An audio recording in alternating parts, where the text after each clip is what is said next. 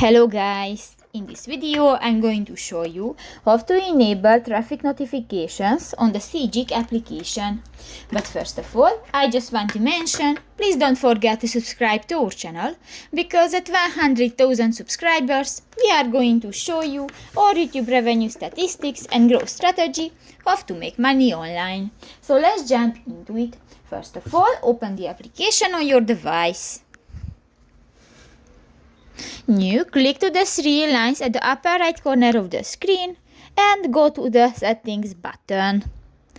In the features section you can find the third option, the traffic. Click that and you can find the traffic notifications, and if you want to enable, click to the next white circle and you can read the on letter. So that's pretty much it for this video guys. See you in the next one. Bye bye.